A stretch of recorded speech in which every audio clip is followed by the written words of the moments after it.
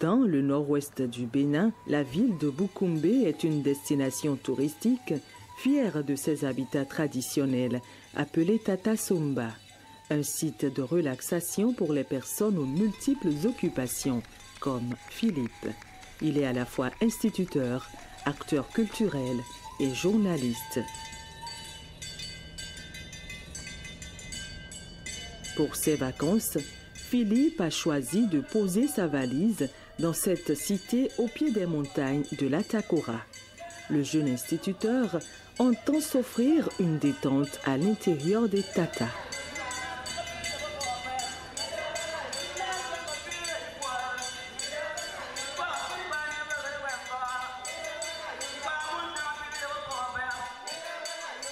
Au pays des Beta Maribé, le visiteur bénéficie d'une hospitalité inespérée. Sitôt descendu, Philippe répond à une invitation de ses voisins pour assister à une offrande.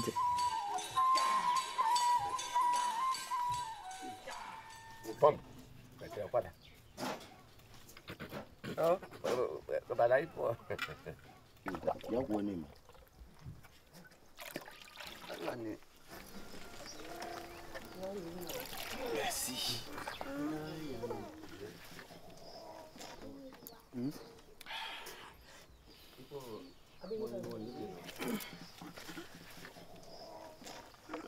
Giờ rồi nhiên anh đi được đâu Em phải để phơi chứ.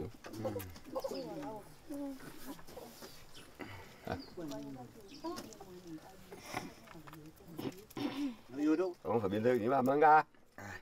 Hả? Cái mùa là cam bộ đi bên này từ qua từ buổi. La scène fascine l'invité et aiguise sa curiosité. Il décide d'en savoir davantage sur le fonio.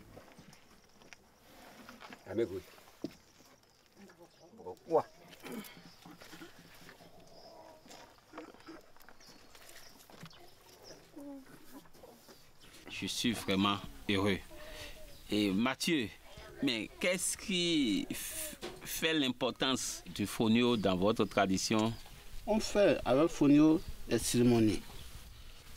Fonio aussi, c'est ça qui est notre première culture. De deux, quand tu amènes ça au marché, tu vends beaucoup plus que les autres cultures. Mais est-ce que vous arrivez à bien semer ça pour que ce que vous semiez là, ça vous serve véritablement? Tout le monde peut manger comme c'est votre culture.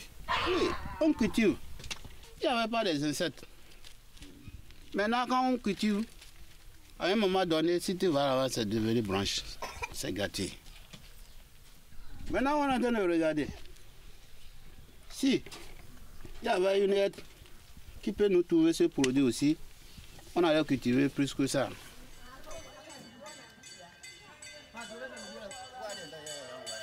La curiosité l'emporte sur le désir de relaxation. Le vacancier oublie dès lors le confort des tatas et prend le chemin des champs.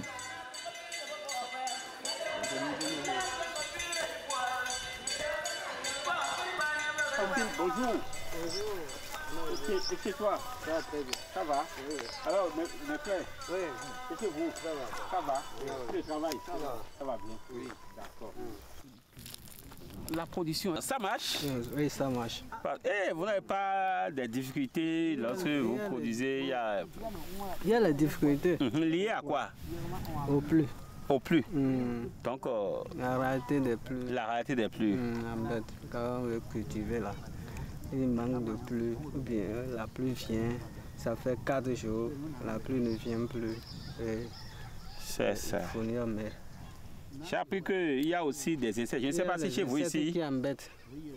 Et quand tu cultives ça trop tard, là, ça commence avec ça, ça ne sort même plus. Ça ne sort même plus. Ça commence à pousser, les insectes là bouffent en même temps.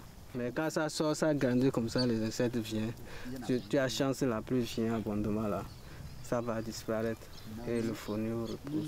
C'est ça. Maintenant, lorsque vous finissez la production, vous faites la récolte, tout ça là, est-ce que vous arrivez à bénéficier vraiment de ce que vous avez fait, de l'effort consenti dans tout ça là? Oui.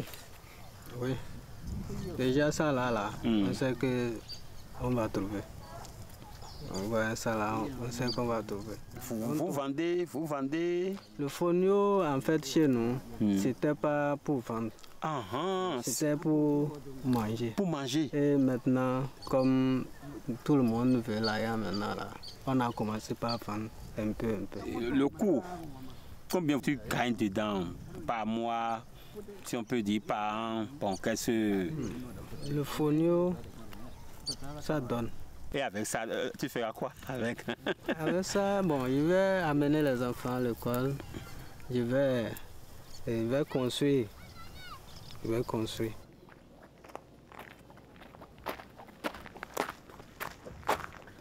Au fur et à mesure qu'il avance, Philippe s'attache davantage à la céréale cultivée à Boukoumbe. Le passionné de fonio s'interroge maintenant sur le processus de transformation. Et la réponse, c'est sans doute ici qu'il la trouvera. Nous commençons par le décortiquage du fonio paddy. C'est ce qu'on appelle fonio paddy, c'est-à-dire le fonio non décortiqué d'abord. Quand on le récolte, on l'amène à la maison, on le vanne bien, c'est comme ça que ça se présente. Parce qu'il y a encore le son dessus. Donc nous passons à la décortiqueuse du fonio paddy.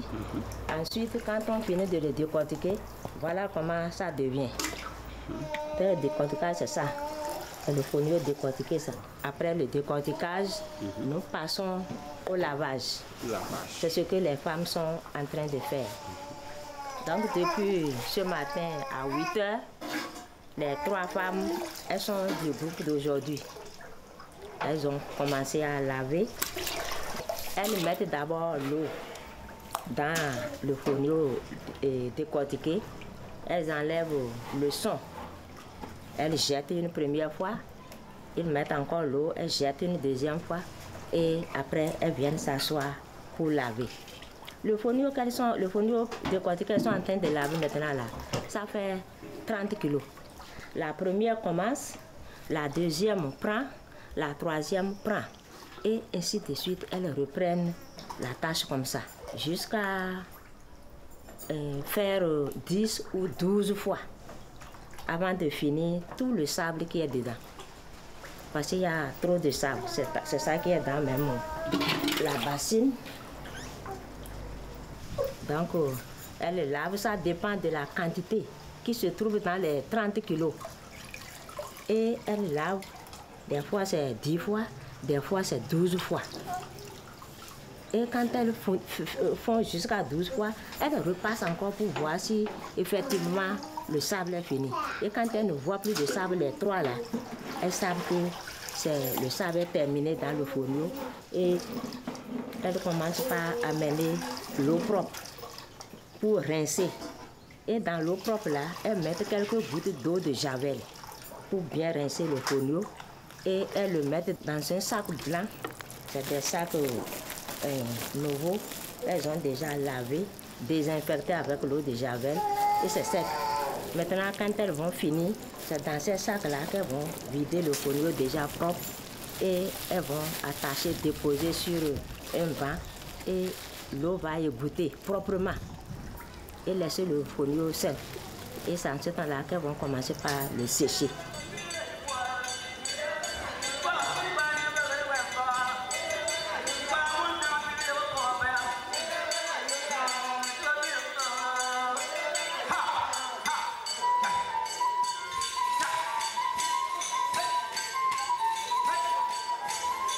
Aujourd'hui, Philippe a rendez-vous avec Serge, un expert de l'agroalimentaire. C'est enfin l'occasion d'examiner le fonio dans ses atouts et perspectives. Actuellement, le fonio est beaucoup plus revenu dans les habitudes au niveau des producteurs, au niveau des paysans. Ils étaient en train de l'abandonner parce que c'était trop compliqué. Parce qu'il y avait beaucoup de difficultés à produire et à entretenir les champs de fonio. Et donc les 5 dernières années, les 8 dernières années, actuellement on peut dire que le fonio a repris. Et juste pour exemple, en parlant donc de statistiques ou en parlant de quantité, moi j'accompagne, je travaille avec des unités de transformation, 2 principalement à Boukoumbe, où il y a 2-3 ans, on était autour de 6-7 tonnes de quantité de fonio qu'on transformait. Mais actuellement, on est dans la barre de 12 tonnes. Donc il y a une évolution et une nette progression actuellement. Donc il faut ajouter à tout ça tout le fonio, par d'autres circuits aussi qui sont commercialisés, qui sont transformés et qui sont consommés.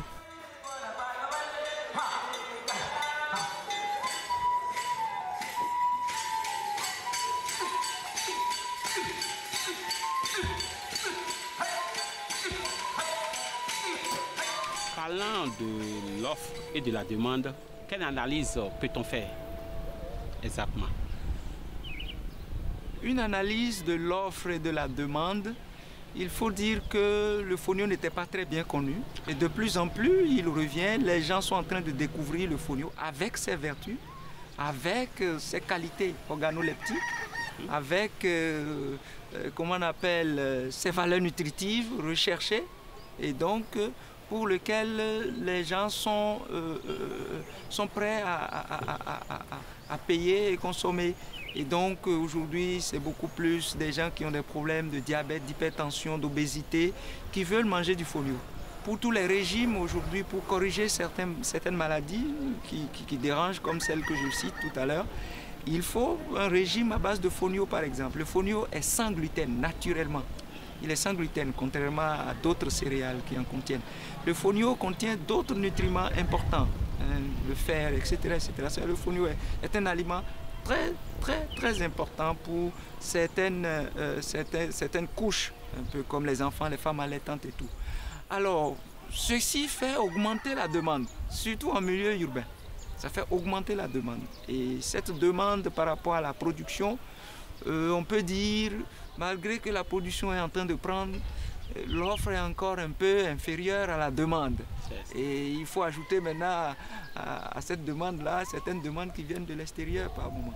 Maintenant, quel défi peut-on relever au niveau de la production, de la transformation et de la commercialisation du fonio?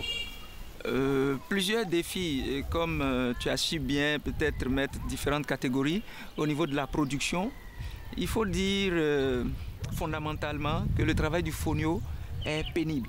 C'est ça. Il est pénible à toutes les étapes. Sur l'itinéraire technique, il y a de la pénibilité. Le fonio, pour le moment encore, est semé à la volée.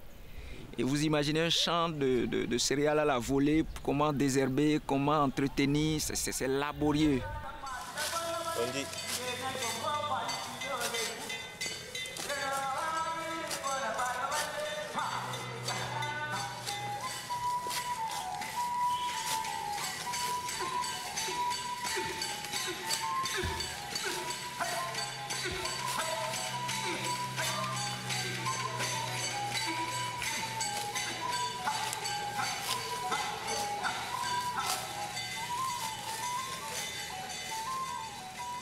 Le niveau de la transformation, là aussi, il y a de très grands défis.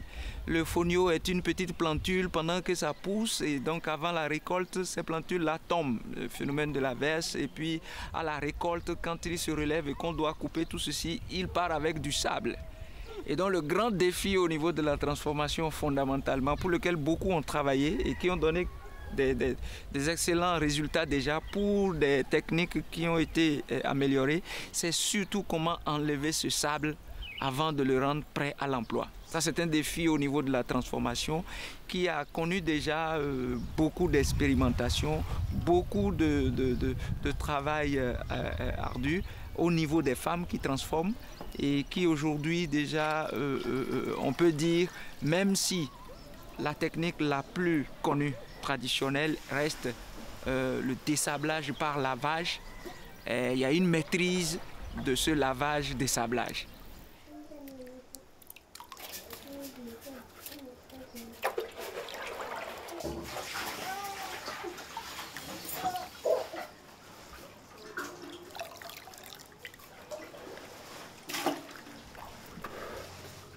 En dehors donc du dessablage au niveau de la transformation, il faut tenir compte aussi de ce que le fonio, au cours du lavage, puisse être encore intacte ou garde encore toutes ses caractéristiques organoleptiques. Il faut veiller à ce que des actions ou des techniques ne lui enlèvent pas des caractéristiques ou des nutriments.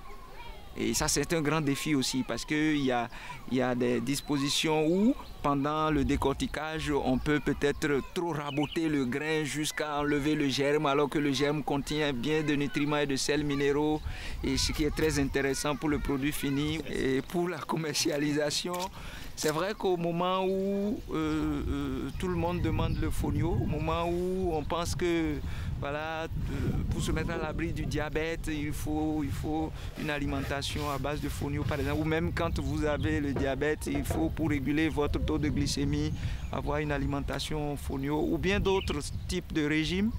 On a besoin de ce que les gens connaissent le fonio à travers leur habitude alimentaire actuelle.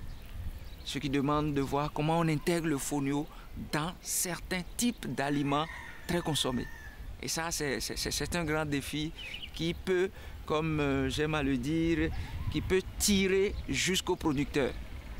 C'est-à-dire si cette habitude arrive à être gagnée au niveau du consommateur final dans les différentes habitudes alimentaires qu'il a, c'est que le producteur va sentir que des gens demandent et donc les transformateurs aussi auront du travail, etc. Et même jusqu'au bout de la chaîne là où on pourra avoir beaucoup de dérivés de cette chaîne de valeur là qui seront très utiles.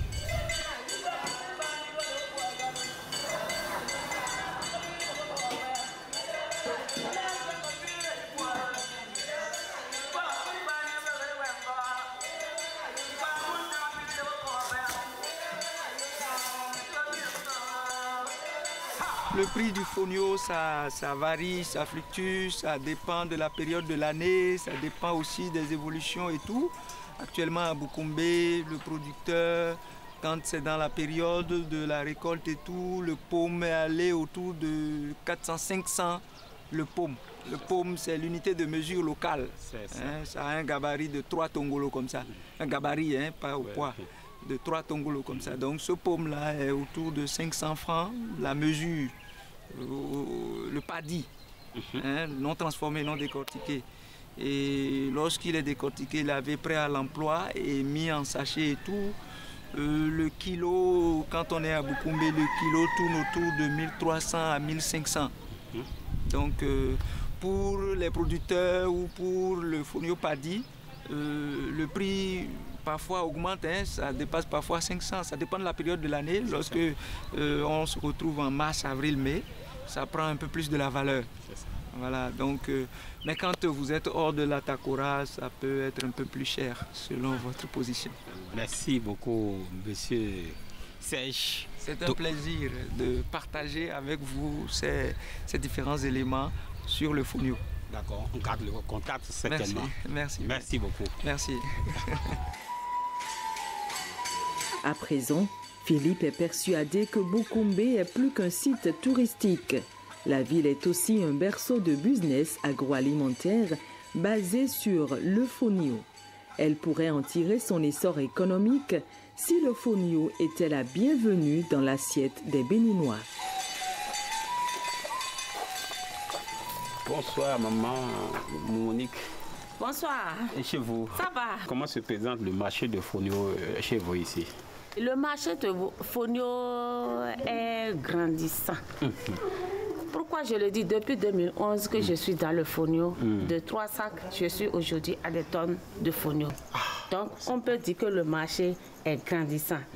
Mais nous voyons une petite réticence, surtout pour nos frères béninois. Et pourquoi? Nous avons remarqué que nous-mêmes les Béninois, nous n'aimons pas ce qui est du Bénin. C'est ça. Ils pensent que ça vient de là, est-ce que on a confiance à ce produit? Ah, c'est de là-bas, est-ce que vraiment ce produit est de qualité? Est-ce que c'est propre? Est-ce que je peux manger sans tomber malade? Je ne connais pas le fonio. Oh, le fonio, c'est une céréale magique. C'est ça. Donc, nous avons remarqué que plus les étrangers prennent le fonio que nous, les locaux. Si par exemple, le fonio, les gens achètent le fonio, amènent ça à l'extérieur, en Europe par exemple, et ils nous ramènent ça. Au lieu de 1400, 1500, 2000, ils nous disent 5000. Nous allons nous ruer sur ce fonio-là, vous et moi, cherchant qui va le prendre le premier. Exactement. Mais comme c'est du Bénin, de l'Atakora et de Boukombe, est-ce que vraiment c'est de qualité? C'est ce que les gens se posent comme question. Quelles sont les opportunités que vous avez? Les opportunités de vente? Oui. Les opportunités de vente, nous avons les locaux qui prennent un peu. Nous avons à l'intérieur du Bénin, les gens prennent un peu. À l'extérieur aussi, les gens s'intéressent au fonio. Depuis un certain temps, il y a les Américains qui ont les yeux sur ce fonio-là. Voilà. Ça veut dire qu'ils viennent en acheter. Bon, ils viennent de temps en temps quand même faire des commandes. Bon, chez moi, ce sont eux qui font beaucoup plus de commandes en gros. Mais tous les jours, 50 kilos, 25 kilos, il y en a aussi ici. Mais je n'ai pas encore vu à mon niveau des commandes d'1 tonne, 2 tonnes, 3 tonnes qui font à l'extérieur. Et dans d'autres pays autres que l'Amérique. C'est ça. D'accord, je vous remercie. Moi, je vais prendre ceci pour déguster, pour voir ce qui est dedans. Qu'est-ce qu'on peut faire avec tout ça? Ce qu'on peut faire avec du fonio, oui. D'abord, vous avez là un produit magique. Le fonio, c'est sans gluten. Si vous êtes un amateur du fonio, vous pouvez faire la pâte de fonio. Encore, amio, vous connaissez amio? Amio, oui. Les la autres pâte disent rouge là. Amio, vous là. tournez amio avec le fonio. C'est fantastique. Vous pouvez faire encore, comment on appelle, le couscous. Vous pouvez faire le couscous, le dégué, le gambou. Des mets variés. Hein? Des mets variés que nous pouvons faire avec le fonio. D'accord, maman Monique. Merci beaucoup. Oui. Merci. Au terme du séjour, Philippe repart épuisé, sans un grand souvenir des tatas, mais réconforté d'avoir découvert un secteur d'activité porteur, un secteur propice à l'auto-emploi et susceptible de contribuer à la sécurité alimentaire au Bénin.